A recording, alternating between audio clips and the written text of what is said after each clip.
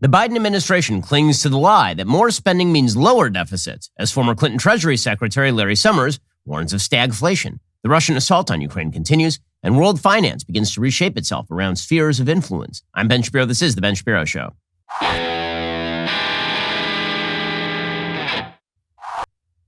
The Ben Shapiro Show is sponsored by ExpressVPN. Protect your online privacy today at expressvpn.com/Ben. Well, you're paying too much for everything right now, and it's likely to get a lot worse, which is why you need to go through your monthly bill right now, figure out what you're paying too much for, and figure out how you can reduce that. Well, I have a solution for you right now when it comes to your cell phone bill. You're paying way too much money for Verizon or AT&T or T-Mobile. They spend all that money on marketing or on woke social justice initiatives. Instead, head on over to Pure Talk. They give you killer 5G coverage on the same 5G network as one of those big guys for about half the cost. The average family is saving over $800 a year. So what exactly is your excuse? I made the switch. You can keep your number, keep your phone, or get huge discounts on the latest iPhones and Androids. Get unlimited talk, text, 6 gigs of data for just $30 a month. And listen, if you still want unlimited data, you can get it and still save a fortune. Go to puretalk.com, shop for the plan that's right for you. They have a 30-day risk-free guarantee, so you literally have nothing to lose. Head on over to puretalk.com, enter promo code Shapiro. You will save 50% off your very first month of coverage. That is puretalk.com. Promo code Shapiro. Pure Talk is simply smarter wireless. Get the coverage you need at a price you want. puretalk.com. Promo code Shapiro to get started. Well, the Federal Reserve is expected to raise its interest rates this week. They're expected to raise about 25 basis points, 0.25%. That is really not the signal that markets are looking at. They're looking to see whether Jerome Powell and the Federal Reserve announced that there's going to be an acceleration in the rate of increase. Like, is there going to be a half basis point increase next time around? Is it like a 0.5%? Is that going to happen next time around? Are we going to have to accelerate the interest rates faster than normal? See, the Federal Reserve typically only raises or lowers the interest rates in 0.25% increments, and they do that fairly regularly. However, when they start raising it at 0.5, for example, the markets start to get a little bit scared. But here is the problem. The Biden administration clings to the bizarre fiction that if it spends more money, inflation is going to go down. Meanwhile, we have supply chain problems that continue. We have Hong Kong being absolutely ravaged by COVID. China is shutting down manufacturing centers. Again, we have the Russia-Ukraine war, which is having an impact on those supply chains and on gas prices. And meanwhile, the Biden administration wants to spend more money, and the Federal Reserve doesn't really know what to do because, again, they've exhausted a lot of their resources here. And if they ramp up the interest rate too fast, then you're going to see stagflation. And this is precisely what Lawrence Summers is warning about right now. See, here's the thing. Lawrence Summers warned a little bit earlier last year that there was going to be mass inflation, and the entire economic world basically laughed at him. They said, no, we haven't had serious inflation in this country for 40 years. Well, here we are. We have serious inflation in this country. In the Washington Post today, Lawrence Summers, again, he's the Clinton Treasury Secretary. He writes, when the long-awaited process of raising interest rates begins Wednesday, market observers will fixate on the precise words used in the Fed statement and during Chair Jerome Powell's news conference. The focus will be on what they signal about the number of rate increases coming this year and next, as well as the schedule for selling down the bonds the Fed accumulated during the pandemic. Remember, the Federal Reserve engaged in quantitative easing by buying up extraordinary amounts of debt on the public markets and then just bought all of that stuff. So they have a huge asset base that they now want to sell off, which of course is going to undercut the price of those assets. The hope is that the Fed can engineer the proverbial soft landing, says Summers, whereby inflation returns to about 2% and the economy remains strong without a substantial increase in unemployment. Judging by their standards to date, Powell and his colleagues seem to believe they have a good chance of success. Anything is possible, and wishful thinking can sometimes prove self-fulfilling, says Summers, but I believe the Fed has not internalized the magnitude of its errors over the past year, is operating with an inappropriate and dangerous framework, and needs to take far stronger action to support price stability than appears likely. The Fed's current policy trajectory is likely to lead to stagflation, with the average unemployment and inflation both averaging over 5% over the next few years, and ultimately to a major recession. There's a pretty significant statement there from Lawrence Summers. He says, indeed, recent research I conducted with my Harvard colleague Alex Domash shows that overheating conditions of high inflation and low unemployment are usually followed in short order by recession. A year ago, the Fed thought inflation would be in the 2% range for the next year. 6 months ago, it was expressing optimism inflation was transitory. 2 weeks ago, it was still buying mortgage-backed securities even as house prices had increased by more than 20%. No explanation has been offered for these rather momentous errors, nor is there any suggestion that Fed forecasting procedures or the personnel who produce them will change. Indeed, the most important change in the March monetary policy reports of Congress was in the wrong direction. the removal of the discussion of various monetary policy rules that had suggested policy was dangerously loose. So there's little basis for confidence, says Summers, in the Fed's assessment of inflation risk. With extraordinarily tight labor markets getting tighter by the available measures and wage inflation running at 6% and accelerating, high inflation was a major risk even before the events of recent weeks. We now face major new inflation pressures from higher energy prices, sharp run-ups in grain prices due to Ukraine, and the potentially many more supply chain interruptions as COVID-19 forces lockdowns in China. It would not be surprising if these factors added 3 percentage points to inflation in 2022. 3 percentage points. We're already at 8%, man. You're talking about 11% inflation. And with price increases outstripping wage increases, a wage price spiral is a major risk. That's what happens when you have to increase wages to keep up with the inflation, which only raises the prices, which leads to a higher rate of demand for wages. That's the spiral. In August 2020, says Summers, the Fed announced a new policy that might never have been prudent, but certainly is not today. It held out the prospect that above normal inflation can be fine for an extended period of time and ended the traditional Fed approach of responding to expected inflation before it materialized. Essentially, officials switched from the Fed's traditional, removing the punch bowl before the party gets good, to an approach of the punch bowl makes people happy. We will remove it only when we see people keeling over drunk. In today's high inflation environment, this new framework should be abandoned. Summers says price stability is essential for sustained maximum employment. Overheating the economy leads to stagflation and higher levels of average unemployment through time. There can be no reliable progress against inflation without substantial increases in real interest rates, which means temporary increases in unemployment. Real short-term interest rates are currently lower than at any point in decades. They'll likely have to reach levels of at least 2 or 3% for inflation to be brought under control. With inflation running above 3%, this means rates of 5% or more, something markets currently regard as almost unimaginable. So Summers thinks that they're just going to screw this thing up pretty dramatically, and that instead of cracking down and taking the short-term pain, instead they're going to take long-term pain to avoid the short-term pain altogether. That seems to be the general take here from Lawrence Summers. And that is scary stuff because obviously, listen, I didn't think that it was possible for Joe Biden and the Federal Reserve to blow it this bad. I really didn't.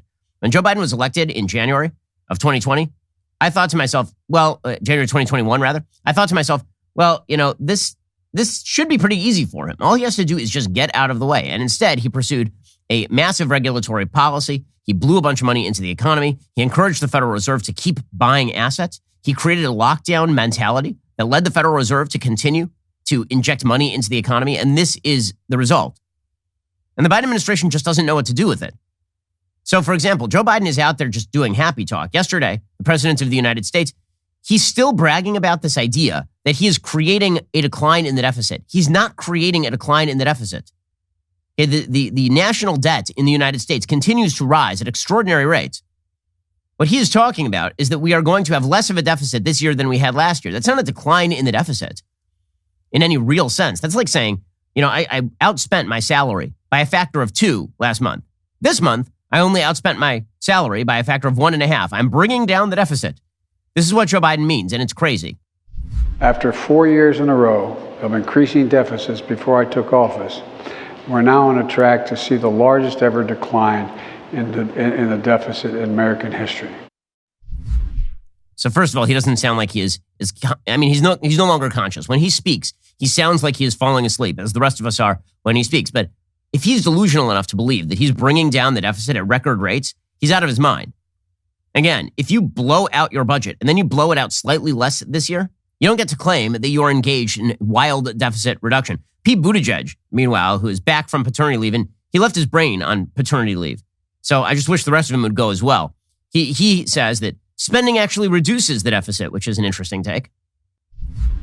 Some of the investments that we make help with inflation. I mean, that's definitely true with the infrastructure investments, right? Because we know how infrastructure is related to supply chain is related to inflation. It's one of the reasons why, when there was this big fight over whether the infrastructure bill was going to be a problem for inflation, you had a lot of economists saying, actually, this and then the Build Back Better vision, taken together, this is going to ease inflationary pressures.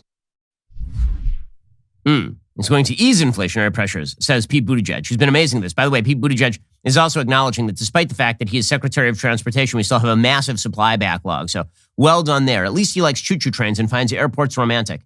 Again, the fact that he was selected for Secretary of Transportation based on the fact that he couldn't fill potholes in South Bend, Indiana, but he also is gay. I mean, that's his actual resume.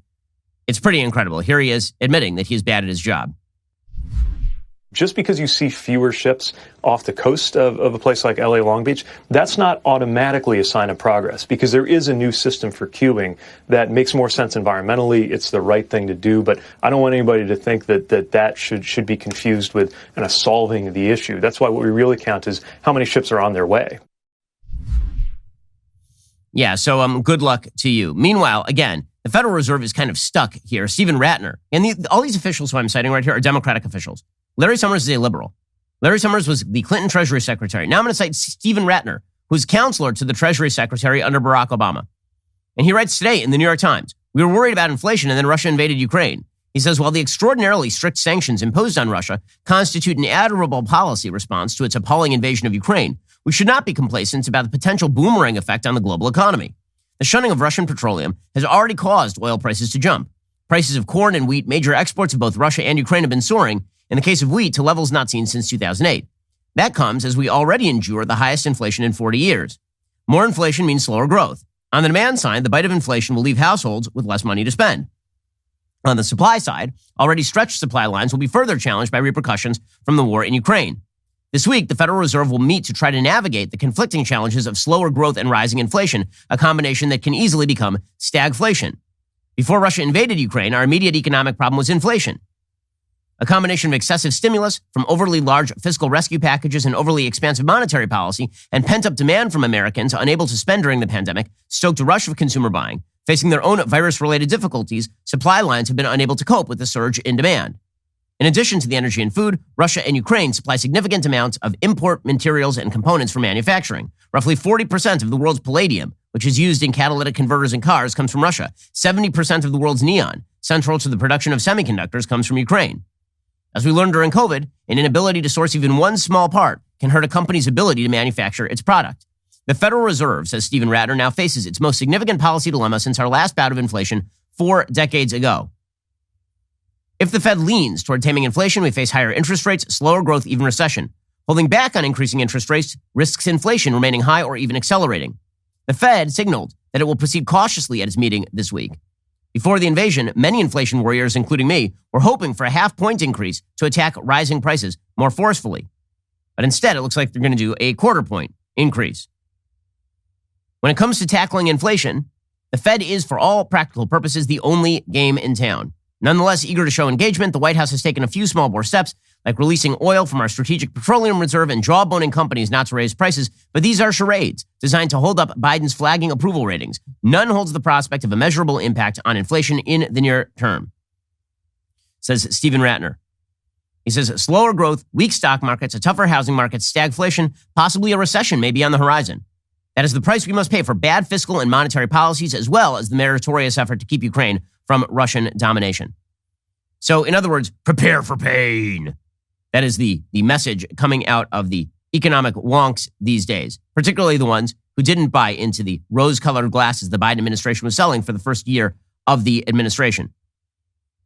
Now, stock futures are gaining because the stock market seems to be invested in the idea that Jerome Powell knows what he's doing, despite the record of the last couple of years. According to the Wall Street Journal, U.S. stock futures gained, bond yields rose ahead of an expected interest rate increase from the Federal Reserve. Technology stocks led to a blistering rebound in Chinese markets after supportive comments from Beijing policymakers.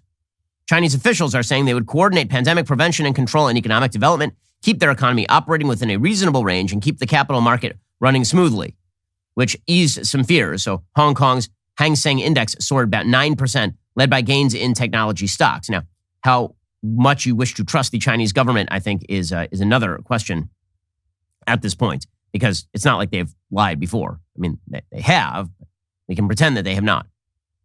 In a second, we're going to get to how this is all reshifting global financial markets, because I think right now the stock market is a little bit high on its own supply. I think there are a lot of people out there who believe the Russia-Ukraine thing is going to come to a natural terminus. There's not going to be any long-term reshaping of the global supply chains. There's not going to be any long-term reshaping of the global markets. We'll sort of go back to status quo ante, where globalization was the norm. And it seems unlikely over the long haul that that is going to be the case. Maybe in the short term, things go back to something relatively normal. But over the long haul, it looks like we are looking at the reshaping of the world markets in pretty dramatic ways. Stock futures are gaining, which is something I don't understand. But here is the thing. There are lots of things in the world that I don't understand. One person who helps me get clarity on some of the issues I don't understand is Jordan Harbinger. If you check out Jordan Harbinger's show, you will find a top shelf podcast that really teaches you something new every time. Don't just ignore the suggestion to listen to this podcast the way you do with your friends when they tell you to listen to podcasts. This one is really, really good. Check out Jordan Harbinger's podcast. He has an undeniable talent for getting his guests to share never-been-heard-before stories and thought-provoking insights. Without fail, he pulls out tactical bits of wisdom in each episode, all with the noble cause to make you a more informed critical thinker to better operate in today's world. I really think there just isn't a better podcast to listen to casually. He may even expand your worldview. He's got a strangely relatable weekly segment called Feedback Friday, where Jordan covers advice on everything from psycho family situations to relationships to networking. I don't always agree with Jordan, but I always learn something new. You can't go wrong with adding the Jordan Harbinger Show to your rotation. It's very interesting. There is never a dull show. Search for the Jordan Harbinger Show. That's Harb as in boy, IN as in Nancy, GER on Apple Podcasts, Spotify, or wherever you listen to podcasts. He's got episodes like Dan Carlin, Kobe Bryant, Scott Adams, Jack Shea, just tons of really interesting stuff. Check him out right now, The Jordan Harbinger Show.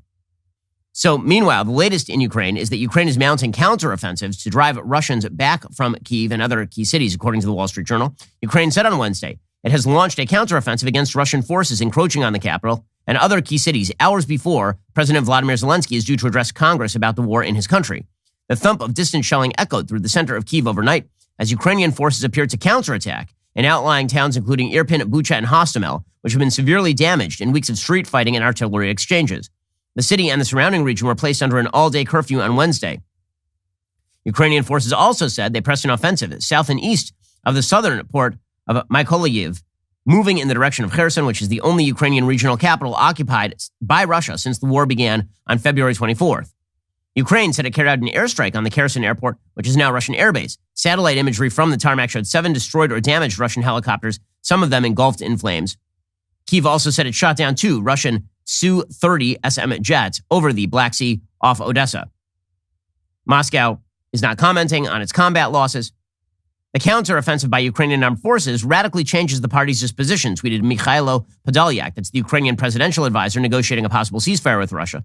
The talks via video conference will resume today, he added, saying there is room for compromise despite fundamental contradictions. The main area of progress, according to the two sides, have to do with mutual security concerns. Ukraine is ready to recognize that member in NATO is unlikely anytime soon. They're considering dropping that in exchange for binding security guarantees from its Western partners and Russia. That is only one item on the agenda. There's little room for compromise on Russia's demands that Kyiv recognize the 2014 annexation of Crimea by Moscow and the self-proclaimed independence of Russian-backed statelets in Donetsk and Luhansk. An official said, I don't see a breakthrough. At this stage, both sides believe they can win the war. Any war ends in agreement, Zelensky said in an overnight address. As I am told, the positions in the negotiations sound more realistic. However, time is still needed for the decisions to be in Ukraine's interest. So, at this point, Zelensky is sounding a note as though he believes that he's actually going to outright win the war over Russia. There are some military experts, by the way, who are starting to sound like this. You know, I don't want to get unduly optimistic because I don't know what to believe. There's the Ukrainian war propaganda, there's Russian war propaganda, there's Western war propaganda. Very difficult to know what the situation on the ground is like. Very difficult to know exactly how deep the Russian forces go. There has been some talk that Russia is running thin, which is why they're already recruiting troops from South Ossetia and bringing those into Ukraine proper. And the idea being that they're running thin, or that they may have to bring Belarus into the war, that this offensive is stalled so badly, they now need to bring in outside forces. If that's the case, then Zelensky is basically making the case, keep giving us material and we will stave off the Russians long enough that they have to go home without any significant gain here. However, as I've said before, I think the most likely scenario as time wears on is that Zelensky probably cuts a deal whereby some form of neutrality with Western guarantees of security is made permanent. And Crimea is recognized, but maybe not the republics and when I say republics, I mean puppet states in Donetsk and Luhansk. I think that is probably where something like this ends up. Meanwhile, Zelensky is set to make a forceful push to Congress today. He's making a virtual speech. Zelensky's virtual speech is set to be a critique also of the United States. This is what Zelensky's been doing. He's been going around to various countries and basically trying to shame them into giving more support. He says that Biden should be giving him MiGs, for example. Biden, for his part, is expected to announce about $1 billion in new military assistance to the Ukraine government as early as Wednesday. The aid is expected to include more of the same kinds of military equipment the U.S. says the Ukrainians need to repel Russian attacks. That'd be anti-armor and anti-air systems like Javelins and Stingers. That money would come from the roughly $13.6 billion allotted for Ukraine in that omnibus budget law. Now remember, that money that was allotted for Ukraine, only a small part of that is allocated for actual military materiel. Zelensky's remarks to Congress come a day after he made a similar appeal Tuesday to the Canadian government, according to the Wall Street Journal, asking again for help to close the sky over Ukraine and increase sanctions on Russia. He said, every night is a horrible night, saying 97 kids have been killed since the Russian military bombardment of his country began. He said, please stop the bombing. How many more missiles have to fall on our cities until you make this happen? And then the Canadian Parliament gave him a standing ovation. So Congress is likely to provide him with more funding, although the possibility of a no-fly zone is going to be a tough one. Senator Todd Young of Indiana, Republican, he says his communication with senators has been incredibly helpful in recent weeks to understand what his people need, but it's going to be difficult for Congress to meet the no-fly zone demand coming from Vladimir Zelensky. In other news, by the way, it turns out that Vladimir Putin, he's sending like his generals to the front lines and they're getting shot on a fairly regular basis. Well, if you need new employees the way that Vladimir Putin apparently does, you need to go check out ZipRecruiter. According to the latest research, 90% of employers plan to make enhancing the employee experience a top priority in 2022. Well, if you are looking for great employees and having a tough time, no matter how much you're expanding the work experience, you need ZipRecruiter. Their matching technology helps you find the right people for your roles fast. Right now, you can try ZipRecruiter for free at ZipRecruiter.com/dailywire. ZipRecruiter uses its powerful technology to find and match the right candidates up with your job. Then it proactively presents these candidates to you. You can easily review these recommended candidates and invite your top choices to apply for your job. That encourages them to apply faster. No wonder ZipRecruiter is the #1 rated hiring site in the United States based on G2 ratings. ZipRecruiter's technology is so effective that 4 out of 5 employers who post on ZipRecruiter get a quality candidate within day 1. Find the right employees for your workplace with ZipRecruiter the way we do here at Daily Wire. Try it for free at this exclusive web address, ZipRecruiter.com/dailywire. That is ZipRecruiter.com/DAILYWIRE. ZipRecruiter is indeed the smartest way to hire. And meanwhile, there's talk that Russia may up the ante here. NATO's Jens Stoltenberg says that Russia could stage a false flag operation using chemical weapons, saying that Ukraine unleashed chemical weapons against it. Now it's going to have to double down on its offensive. Here he was yesterday. Now they are making absurd claims about biological labs and chemical weapons in Ukraine. This is just another lie. And we are concerned that Moscow could stage a false flag operation, possibly including chemical weapons. Now, the reality is that there's no necessity at this point for Vladimir Putin to stage any sort of false flag operation. He's already in there. Right? He obviously is going to do what exactly he is going to do. And this is an extraordinarily deadly war. I mean, there's no question that the Russians have lost thousands upon thousands of troops. More troops have been lost by the Russians in this 2-week, 3-week offensive than were lost by the United States across the entirety of both the Iraq and the Afghanistan wars, which shows you a couple of things. 1, the American military, unbelievably good at its job. 2, the Russian military, obviously very bad at its job.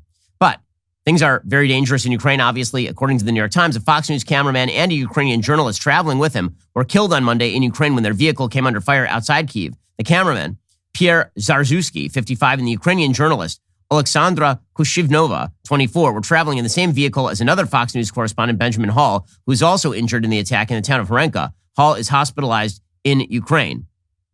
So obviously things are continuing to be very dangerous there, and our prayers are with all the journalists who are covering the situation in Ukraine. So how has this reshaped the global order? Well, it's reshaped the global order in a few pretty dramatic ways. So the financial global order is beginning to reshape itself.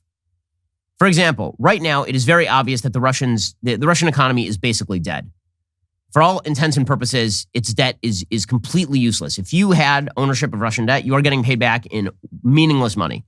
According to the New York Times, Russia is now teetering on the edge of a possible sovereign debt default. The first sign could come as early as today. The Russian government owes about $40 billion in debt denominated in U.S. dollars and euros. Half of those bonds are owned by foreign investors. Russian corporations have racked up $100 billion in foreign currency debt, according to J.P. Morgan. On Wednesday, $117 million in interest payments on dollar-denominated government debt are due. But Russia is increasingly isolated from global financial markets. Investors are losing hope they're going to see their money. The government is saying that it will pay its dollar or euro-denominated debt obligations in rubles instead. which is essentially just default. And if you owe $117 million in US dollars, and you say, I will pay you in these worthless rubles, everybody who was your creditor, everybody who gave you money is going to get screwed. The Russian currency has lost 40% of its value against the US dollar in the past month. Even if the payments were made, economic sanctions would make it difficult for Western lenders to even access the rubles if they are in Russian bank accounts. It's not that Russia doesn't have money, says Kristalina Georgieva, managing director of the IMF. The problem is Russia can't use a lot of its international currency reserves because they've been frozen by sanctions. She says, I'm not going to speculate what may or may not happen, just to say that no more we talk about Russian default as an improbable event. So Russia last defaulted on its debt in 1998, and that led to a massive debt payments crisis. It led to the collapse of the U.S. hedge fund long-term capital management that required Federal Reserve intervention and a multi-billion-dollar payout. If Russia actually failed to make payments, that would be the first default since the 1917 Russian Revolution. So there would be some pretty significant bleed-over effects into the world markets. Regulators say that the risks to global banking systems wouldn't be systemic because of the limited direct exposure to Russian assets. Still, financial companies are scrambling to assess their exposure at this point. And it's easy for people to say there won't be a massive bleed-over effect until there's a massive bleed-over effect. Again, according to Bloomberg, Russia's economy is fraying, its currency has collapsed, its debt is junk. Next up is a potential default that could cost investors billions and shut the country out of most funding markets. The government says all debt will be serviced, though it will now happen in rubles as long as sanctions don't allow for dollar settlements. It'll be a monumental default, says Jonathan Prin, portfolio manager at Greylock Capital Associates. In dollar terms, it will be the most impactful emerging market default since Argentina's. In terms of broader market impact, it's probably the most broadly felt emerging market default since Russia itself in 1998. And so what this means is that Russia is looking to get very aggressive about seizing foreign assets. Apparently, according to John Rigalizzo over at the Daily Wire, Vladimir Putin has now signed a law allowing Russia to seize leased airplanes to counter the sanctions. So Russia will now seize planes on lease to the country for use in domestic travel. This is their latest attempt to maneuver around the situation. This would allow Russian airlines to keep and operate commuter planes on lease from foreign aircraft manufacturers that have pulled out of the Russian market. Now, that would have a limited economic effect, but it does lead to the possibility that you will see Russia start to nationalize foreign assets in an attempt to pay back its debt, which of course would not help them on the world markets at all. But what it also means is that they are going to be looking for a bailout from China. And so China is sitting outside, figuring that the longer this goes on, the better off they are. There's a piece by Qin Gang, who's an ambassador for the PRC to the United States. There's a piece in the Washington Post today called Where We Stand on Ukraine. Here's what he says. Many Americans are understandably trying to understand where China stands as the crisis in Ukraine unfolds. So I want to take this opportunity to fully explain and dispel any misunderstandings and rumors. There had been claims China had prior knowledge of Russia's military activity and demanded Russia delay it until the Winter Olympics were over. Recent rumors further claimed that Russia was seeking military assistance from China. Let me say this responsibly. Assertions that China knew about, acquiesced to, or tacitly supported this war are pure disinformation. All these claims serve only the purpose of shifting blame to and slinging mud at China. Yeah, I don't believe you. They say China is committed to an independent foreign policy of peace. As a staunch champion of justice, China decides its position on the basis of the merits of the issue. On Ukraine, China's position is objective and impartial. The purposes and principle of the UN Charter must be fully observed. The sovereignty and territorial integrity of all countries, including Ukraine, must be respected. The legitimate security concerns of all countries must be taken seriously, and all efforts that are conducive to the peaceful settlement of the crisis must be supported. Given this, threats against Chinese entities and businesses, as uttered by some U.S. officials, are unacceptable. Neither war nor sanctions can deliver peace. Wielding the baton of sanctions at Chinese companies while seeking China's support and cooperation simply won't work. Some people are linking Taiwan and Ukraine to play up the risks of a conflict in the Taiwan Strait. This is a mistake. These are totally different things, says the Chinese ambassador. Ukraine is a sovereign state. Taiwan is an inseparable part of China's territory. Oh, so yeah, no, I I love this. How dare you look at Ukraine and think Russia might invade you? They invaded Ukraine. Maybe China will invade Taiwan. We can't invade Taiwan. You see, we already own Taiwan, which is just what Vladimir Putin said about Ukraine. It's just an internal matter. The Taiwan question is a Chinese internal affair, says the ambassador. It doesn't make sense for people to emphasize the principle of sovereignty on Ukraine while hurting China's sovereignty and territorial integrity on Taiwan. The future of Taiwan lies in peaceful development of cross-strait relations and the reunification of China. We are committed to peaceful reunification, but we also retain all options to curb Taiwan independence. Wow. So, I mean, that is a threat to invade Taiwan, obviously. The Chinese ambassador continues. He says, China has made huge efforts to push for peace talks and the prevention of a humanitarian crisis. President Xi expressed China's support to see Russia and Ukraine hold peace talks as early as possible. Yang Jiechi, the director of the Office of the Central Commission for Foreign Affairs, just met with National Security Advisor Jake Sullivan in Rome. State Councilor Wang Yi has also maintained close communications with Secretary of State Antony Blinken and other foreign ministers.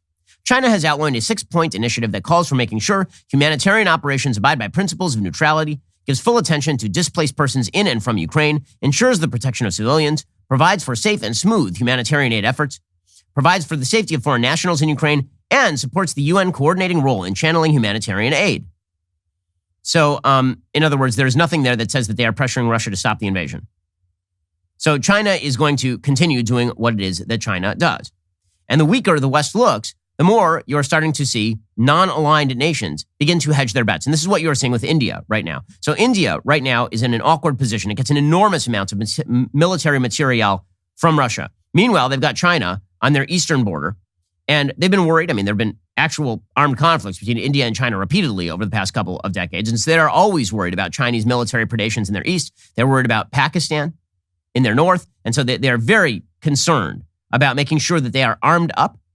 And also having a sort of friendly policy toward China, triangulating with China, is not necessarily bad policy given the looming military threat that China poses. And so India has been making nice with a lot of people the United States wish India were not making nice with. According to the New York Times, India is currently in talks with Moscow about increasing oil imports from Russia in an effort to keep spiraling prices in check. India's petroleum minister told Parliament this week. This move comes as New Delhi is also trying to preserve its relationship with Moscow, its biggest supplier of weapons, while India faces an aggressive China on its borders. Hardeep Singh Puri, India's Minister of Gas and Petroleum, said, I myself have had a conversation with the appropriate levels of the Russian Federation. India depends on imports for about 80% of its oil needs. 3% of that comes from Russia. India's oil and petroleum imports from Russia amount to about $1 billion. Reuters reported earlier Indian officials were in talks with Russia to import crude at a discounted price, and that one of India's main refineries had already bought millions of barrels from the trader Vitol to be delivered in May. India is playing a tricky balancing act, working with Ukraine and Western allies while stopping short of voting against Russia in international fora. So how's the United States responding to this? Well, we're not making oil guarantees. This is where American energy production would be a big win for us, but we're not doing that. Instead, we're going to try to shame India into not helping out Russia. So here is Jen Psaki from the White House yesterday thinking that she is going to shame India into giving up its national interest. This is the dumbest nonsense. It really is. When you see people say things like, well, if only these people understood the weight of history, if only they understood that history will not judge them kindly. You think Modi over in India cares about history judging him kindly? Or does he care more about securing oil imports and making sure he has the Russian war material necessary to defend his country on the borders? Jen Psaki. I mean, honestly, this kind of crap, this Barack Obama garbage, the hashtag diplomacy is so stupid. Here's Jen Psaki doing it yesterday. Well, our message to any country continues to be that obviously abide by the sanctions, but that we have put in place and recommended. I don't believe this would be violating that, but also think about where you want to stand when the history books are written in this moment in time. And support for the Russian leadership is support for an invasion that obviously is having a devastating impact. Oh, okay. Well, yeah, that obviously history will judge. This sort of, again, the idea that this is any sort of substitute for real policy is just ridiculous. So you've got India, which is realigning with Russia in pretty serious ways. And as we'll talk about in just a minute, you're starting to see China make some pretty extraordinary moves on the international stage with regard to world economics. So the financial markets, the world financial markets, are about to become a mess. And this is just another reason. There are many, many reasons. There are a lot of stressors in life. You need life insurance. You got somebody who's relying on your income, and God forbid you are worried that you're going to get hit by a car or that an airplane is going to drop out of the sky and boom, you are vaporized. Well, here is the thing.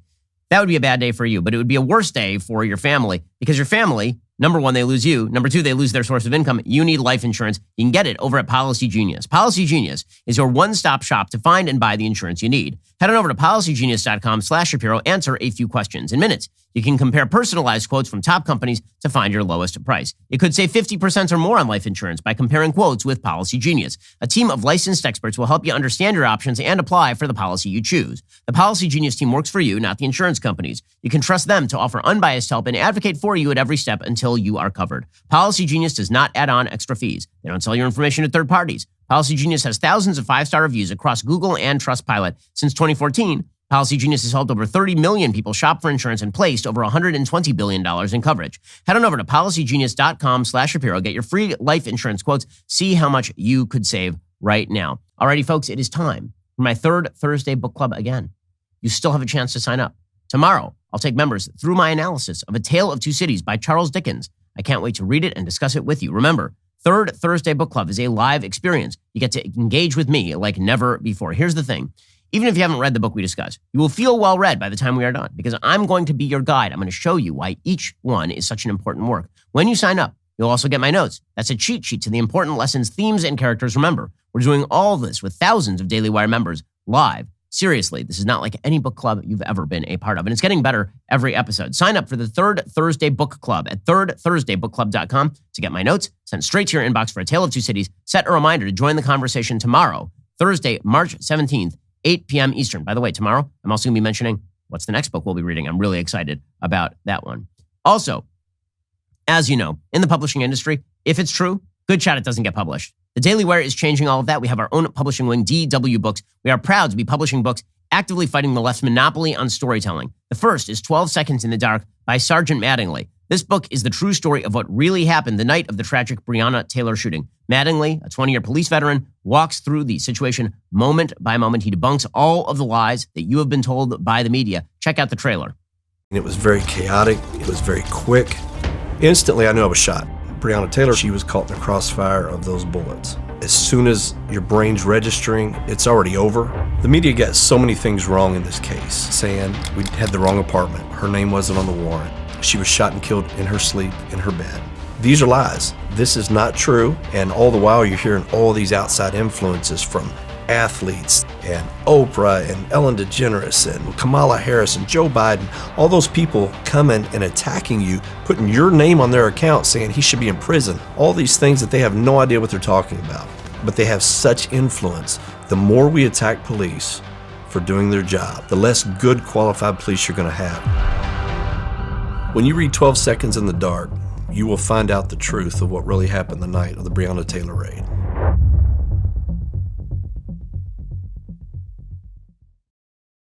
We talked to Sergeant Mattingly on the radio show yesterday. It is unbelievable how many lies were told about the Breonna Taylor case, and he really blows all of them up in his brand new book. The book is available now on Amazon or anywhere you buy books online. Go order your copy today. I can promise you it's going to sell out super fast. Also, as you know at this point, the Daily Wire does not stop creating awesome new content. We are super excited about our latest docuseries, Fauci Unmasked. The show exposes the most successful failure in government history, Dr. Anthony Fauci. Hosted by our very own Michael Knowles, who will peel back the mask on Fauci's past and show the world's leading scientist for what he really is, a fraud. The first episode dropped this morning explores Fauci as the voice of the AIDS crisis in the 80s. The results? Well, it's the kind of thing you have to see to believe. Here's a sneak peek.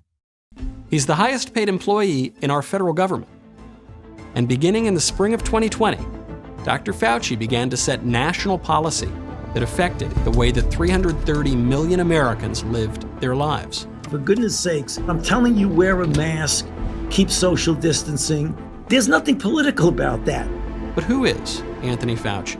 People who have conspiracy theories, those are people that don't particularly care for me. In this short series, we will do what the establishment media have refused to do. We will give you an unvarnished look at the career of the most powerful politician in America, Dr. Anthony Fauci. Don't you think it's time that you step down and let someone else who has a more effective message? Actually, no.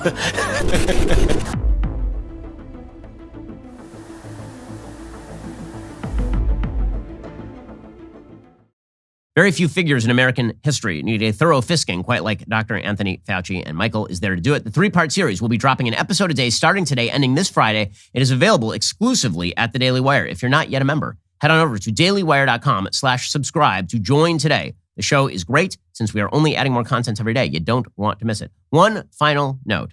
This one I'm really excited about. Crane & Company, that's our newest sports podcast. We have a March Madness bracket challenge. I filled mine out. See if you can beat me. My bracket is titled, You Know the Thing. Today is the last day to sign up at bracketchallenge2022.com. Make sure to get your bracket in today. You're listening to the largest, fastest growing conservative podcast and radio show in the nation.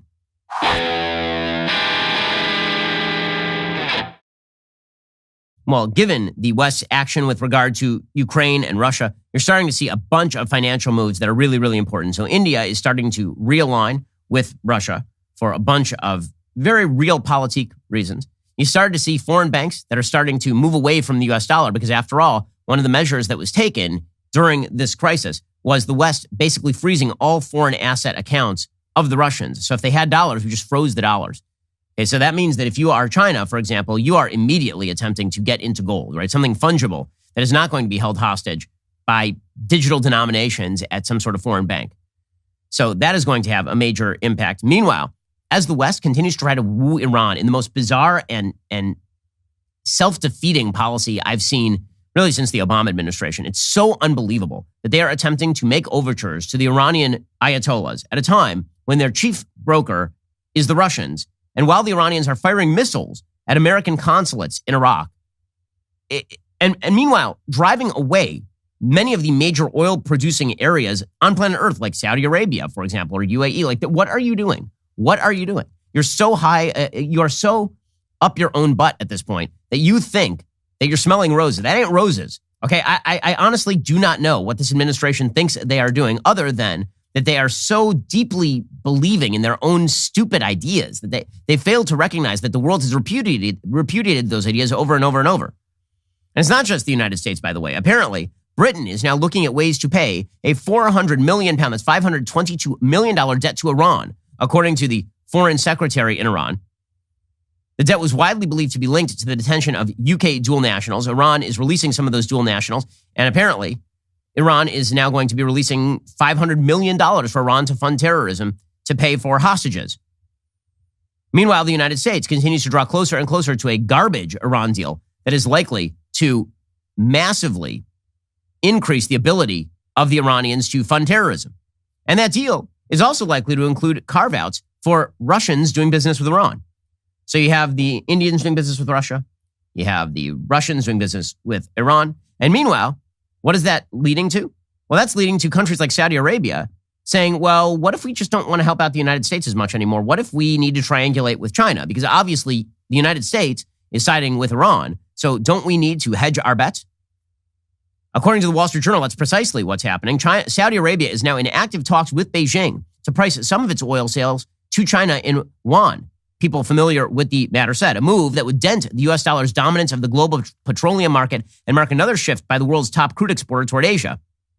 The talks with China over yuan-priced oil contracts have been off and on for 6 years, but have accelerated this year as the Saudis have grown increasingly unhappy with decades-old U.S. security commitments to defend the kingdom.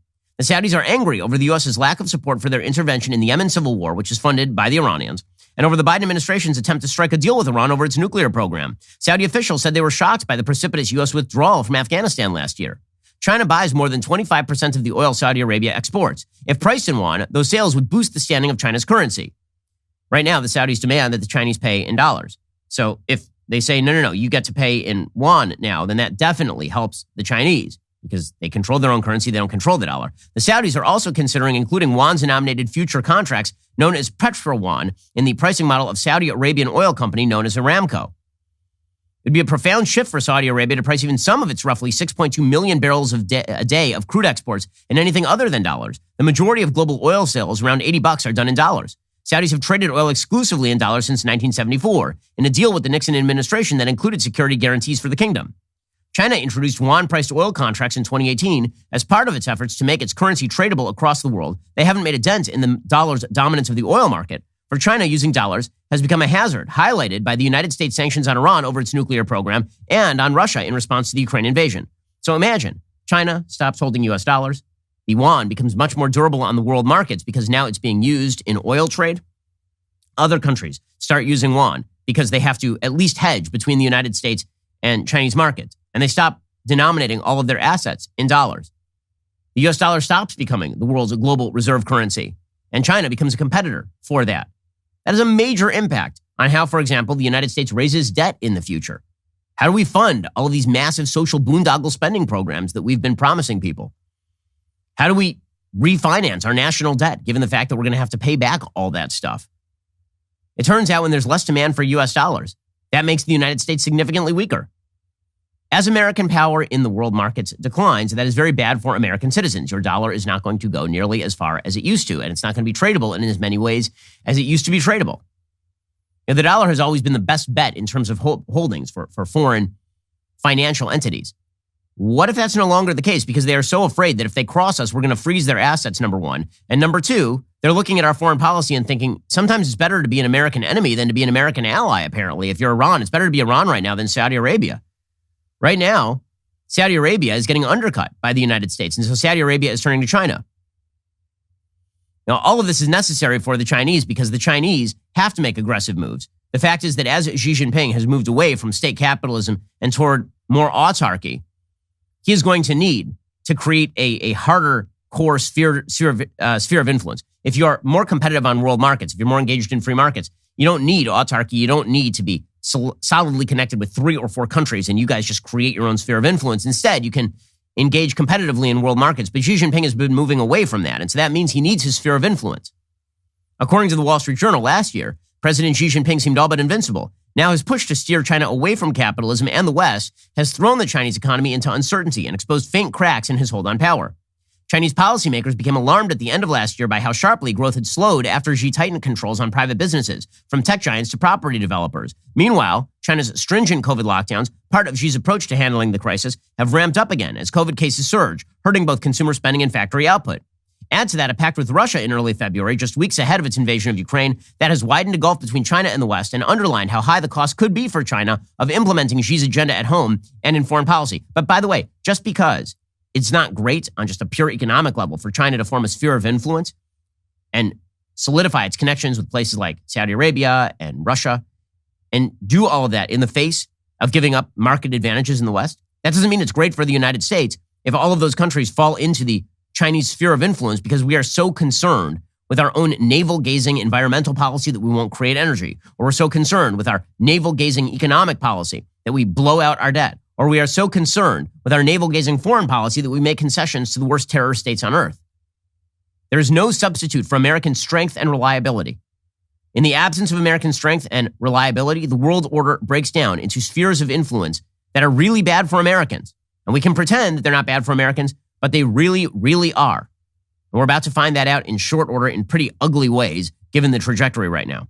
Alrighty, we'll be back here later today with an additional hour of content. In the meantime, go check out one of our newest podcasts, Morning Wire. On today's episode, they report on the growing number of moms getting involved in school boards and Disney going after Governor Ron DeSantis of Florida. That episode is available right now on Apple, Spotify, or wherever you listen to podcasts. Make sure to tune in. I'm Ben Shapiro. This is The Ben Shapiro Show.